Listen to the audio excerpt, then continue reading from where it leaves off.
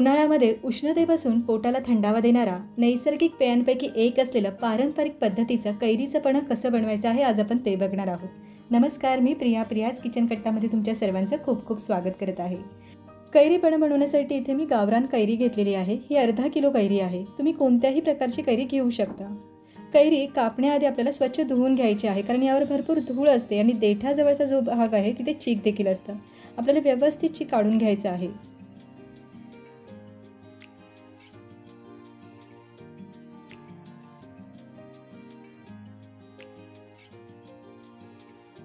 हे बघा, अशा प्रकारे माझ्या सर्व कैऱ्या स्वच्छ धुवून झालेल्या आहेत.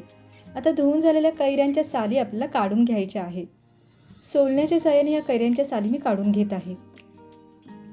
हे बघा, अशा प्रकारे मी सर्व कैऱ्यांच्या साली काढून घेतलेल्या आहेत. आता कैऱ्यांच्या साली काढून झाल्यानंतर आपल्याला याच्या फोडी करून घ्यायच्या आहेत. म्हणजे आपण कैरी शिजवताना या कैऱ्या लगेच शिजल्या जातील. काही जण साली न काढताच कैऱ्या शिजवून घेतात. मी अशा प्रकारे साली काढून घेतलेल्या आहेत, त्याच्या बारीक फोडी करून घेत आहे. आणि या सर्व कैऱ्यांच्या फोडी आपल्याला अशाच प्रकारे करून घ्यायच्या आहेत. आणि इथे मी सर्व कैऱ्यांच्या ह्या फोडी करून घेतलेल्या आहेत. फोडी करून झाल्यानंतर आता हा जो डबा आहे तो आपल्याला कुकरमध्ये ठेवायचा आहे. या कैऱ्या मी कुकरमध्ये वाफवून घेणार आहे. तुम्हाला हवं असल्यास तुम्ही या फोडी कुकरमध्ये वाफवून न घेता टोपामध्ये देखील वाफवून घेऊ शकता. इथे मी कुकरची सीटी काढून घेतलेली आहे. गॅसची फ्लेम आपल्याला मध्यम आचेवर ठेवून कैरीची या फोडी आहेत 10-15 मिनटं छान वाफवून घ्यायचे आहे. तोपर्यंत इथे मी गूळ बारीक चिरून घेत आहे.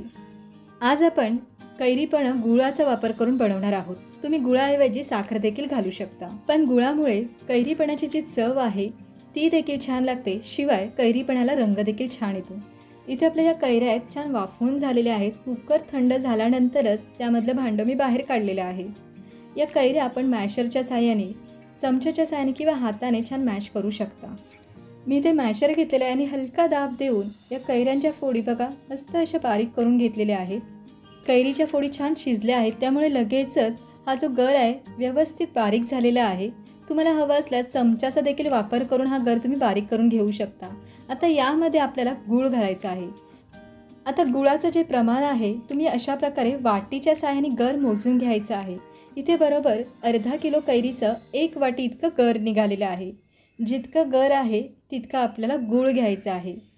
गुळाचं प्रमाण तुमच्या आवडीनुसार आणि कैरीच्या आंबटपणावर देखील अवलंबून असतं. कैरी जर जास्त आंबट असेल तर गुळाचं प्रमाण तुम्ही वाढवू शकता. इथे बरोबर मी 1 वाटी गर घेतलेला आहे, त्यासाठी 1 वाटी बारीक चिरून घेतलेला गूळ घेतलेला आहे. पण गरज लागल्यास आपण यामध्ये गूळ वाढवणार आहोत. आता गूळ या गरामध्ये व्यवस्थित मिक्स करून घ्यायचं आहे. जसं तुम्ही कैरीच्या गरामध्ये हे गूळ मिक्स करून घ्याल तसं या गुळाला पाणी सुटते आणि गूळ लगेचच वितळते. त्यामुळे ह्या प्रोसेसला जास्त वेळ लागत नाही. अगदी 5 ते 10 मिनटं हे गर व्यवस्थित मी मिक्स करून घेतलेलं आहे. 7 मिनटं झाली आहेत. अजूनही गुळामध्ये काही खडे आहेत. चमच्याच्या साहाय्याने हे खडे मी मोडून घेणार आहे. 10 मिनटं झालेली आहेत. इथे बघा मस्त असा आपला हा पल्प तयार झालेला आहे. गूळ या गरामध्ये पूर्णपणे वितळल्यानंतर तुम्ही या गराचा रंग बघू शकाल. खूप मस्त असं याला रंग आलेला आहे. अगदी सोनेरी रंग आलेला आहे. आता हा गर आपण गाळणीमध्ये घेणार आहोत. कैरी पन्हाचा हा जो पल्प आहे तो गाळून घेतल्यामुळे यामध्ये एखादा गुळाचा खडा राहिला असेल किंवा कैरीची एखादी साल असेल किंवा जाडसर भाग असेल तर तो गाळणीमध्ये तसाच राहील आणि हा पल्प छान गाळून मिळेल. इथे बघा, अगदी पारंपरिक पद्धतीने आपण ही कैरी पन्हाचा जो गर आहे तो छान बारीक करून घेतलेला आहे. व्यवस्थित गाळून देखील येत आहे. संपूर्ण पल्प आपण अशाच प्रकारे चाळणीमधून गाळून घेणार आहोत.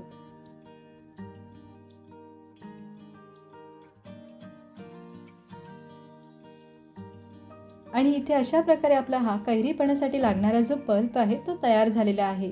आणि इथे आपला मुलायम असा हा कैरी पन्हाचा गर आपल्याला मिळालेला आहे. यामध्ये बिलकुल गुळाचे खडे नाहीत किंवा कुठेही कैरीचा जाडसर भाग राहिलेला नाही. आता यामध्ये तुम्ही केशर काडी वापरू शकता. इथे मी स्वादासाठी वेलची पावडर घातलेली आहे. अर्धा छोटा चमचा यामध्ये वेलची पावडर घातलेली आहे. वेलची पावडर घातल्यानंतर पुन्हा एकदा आपल्याला हा गर व्यवस्थित मिक्स करून घ्यायचा आहे. याला मस्त असा स्वाद देखील येणार आहे आणि छान याला रंग देखील आलेला आहे.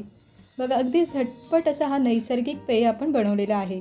आता तयार झालेला सुगंधित असा हा कैरीपणाचा जो पल्प आहे तो आपल्याला एका एअरटाईट बरणीमध्ये भरून ठेवायचा आहे. पण त्याआधी आपल्याला बरणी स्वच्छ धुवून घ्यायची आहे.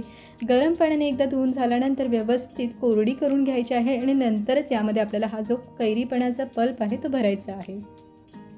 कैरीपणाचा हा पल्प आपण हवाबंद बरणीमध्ये भरून ठेवल्यानंतर फ्रीजमध्ये ठेवल्यावर हा जो पल्प आहे तो 3 ते 4 महिने टिकतो. उन्हाळ्यात डिहायड्रेशन होऊ नये म्हणून आपण बाजारातले विकतचे अनेक पेय पित असतो. पण हा अगदी सोप्या पद्धतीने पारंपरिक पद्धतीचा नैसर्गिक पेय आहे. चला तर आता आपण कैरीचं पणं बनवणार आहोत. इथे बघा ग्लासमध्ये मी 2 चमचे भरून गर घालत आहे. ग्लासच्या बेसला गर घातल्यानंतर यामध्ये आपल्याला चिमूटभर मीठ घालायचं आहे आणि त्यानंतर तुम्हाला जर हवं असल्यास यामध्ये बर्फ देखील घालू शकता किंवा तुम्ही यामध्ये फक्त पाणी घालू शकता. दोन्ही ग्लासमध्ये आता मी पाणी घेतलेलं आहे आणि चमचा घेऊन आता हा जो गर आहे तो आपल्याला या पाण्यामध्ये मिक्स करायचा आहे आणि इथे मस्त असा आपला हा कैरीपणा तयार झालेला आहे.